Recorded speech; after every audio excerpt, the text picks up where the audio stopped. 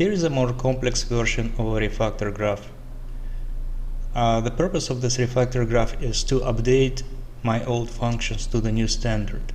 In particular, if you look at this function public bool tick, what I'm trying to do is to change return type, remove any occurrence of outstring message parameter. Also, when it encounters an if statement, it should also update any function that has an out error message to the new format. Also, it should take a look at return of the function and return the new type that we've changed the function to, and remove the error message assignment. So, for example, I'll select this function here and I'll click refactor. You can see what it did. So it changed the return time to outcome, removed the error message.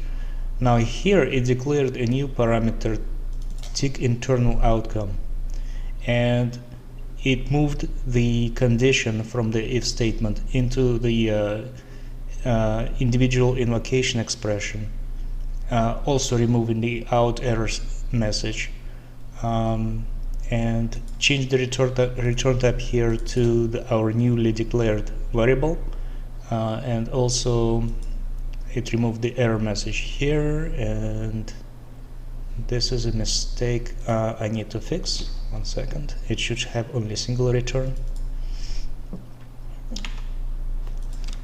Let's take a look actually what's going on here. This logic is happening in the return statement. So I'm using a bunch of reference nodes that references the subgraphs, and in our case the error is happening in the update return statement, which is right here. In this case, we are modifying.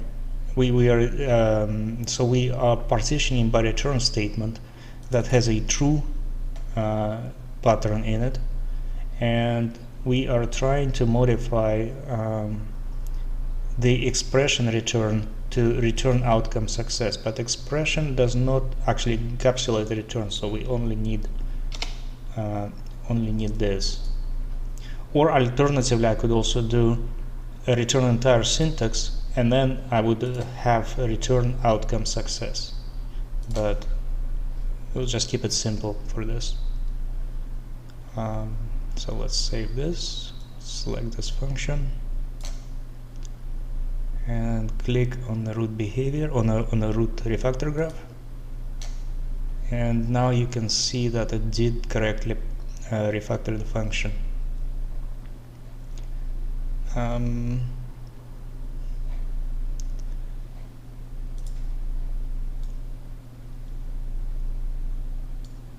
And yeah, we can go through each individual node, what's going on here. So it parses the selection, like in case I selected something, or the entire document, by method declarations. This was considered the method declaration. You can actually look up the definitions of these nodes by using the syntax analysis. So if you go to view, other windows, and here there is a tool called syntax visualizer, and sometimes it works, sometimes it doesn't work. Okay, it works. And if you navigate anywhere in the code, let's say here, we can see that the owning method of owning token of this statement is a method declaration. So we are partitioning by method declaration first. From there on, we extract the return type, and we set the partition data. We're using the bus, by the way. This is mostly for cleaning up the code and making sure that we don't have a really long refactor graph, but we can expand vertically instead. So we are changing return type to outcome, and the set partition data basically updates the return type text to something that we set here. Then we look through all the parameters of this method. In this case, there's only one parameter, which is error message, and we find the first parameter that's matching this regex, which is error message. And then once we find that parameter, we just remove this parameter, remove partition node. And a smart trim is just a way to remove leading or following commas or spaces once we remove the parameter. Next, we are trying to update our if statements, and I have an individual refactor graph for that because the behavior is quite complex. I don't want it all in a single graph. So we iterate into the update if statements, and we pass the body of this method. And this is our update if statements graph. So this is the most complex one. So it takes the partition reference, it partitions it by if statements, and then inside the if statement condition it extracts invocation statement. So this is what's called an invocation statement in invocation expression in the syntax visualizer. Once it does that, it's trying to capture the name of the expression and create a new variable name. So what we're doing here is we are taking the expression itself, which in this case will be tick internal. We append, this is a string format. It's very similar to the C# string format. You just, you can type, the number, the parameter, the argument index here with the curly braces, and I pass the expression itself, the expression name, and then I want to make it lower case, otherwise it's going to be tick internal outcome capitalized, but we want it to lower first character. And then I use the variable, you can take a look at the variables here. I call it var name, but you can call it whatever. This way, the purpose of that is just to reduce number of connections dragging into different directions across the graph. So we're gonna have to access this method name multiple times further down.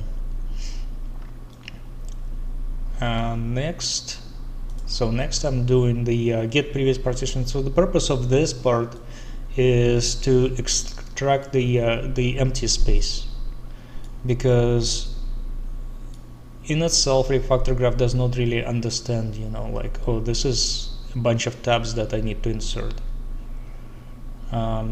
So we're just getting this little regex pattern, extracts all the spaces before the method, and we also store that into another variable. So further down, we are cleaning up the argument list by removing the error message parameter. After we're done with this, we are creating our variable initialization. So it takes, if you notice, 0 equals 1, semicolon 2. So by 0 is a variable name, 1 would be our syntax,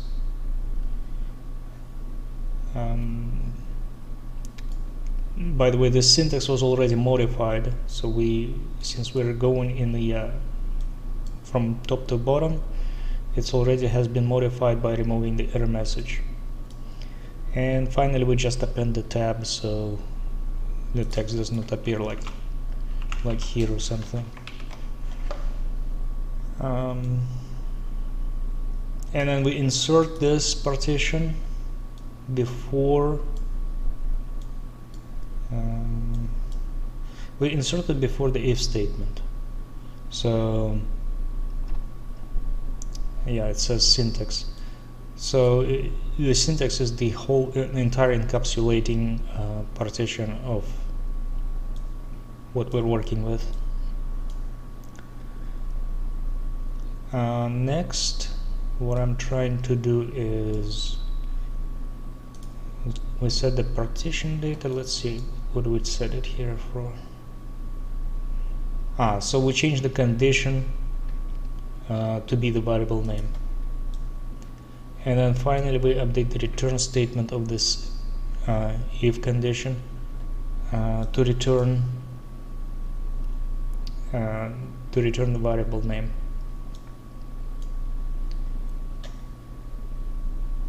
And that's the update if statements refactor graph. So after we've done that, we'll do a couple more simple graphs. It removes all the error message declarations. Maybe I should add like a double click to open it. Let's see, where is this? Remove error message. So this one just is very simple. It just looks for expression statement that has a error message, rejects, and it just removes it. And I already showed you the return statement. This is our final one. This one does two things. It removes everything that returns true. It replaces everything that returns true with the return outcome success. And it removes the error message parameter in case the return method does have something like, let me show you an example, like this one. It has calls base and update method out error message. So if I select this, it removes this parameter. That's about it.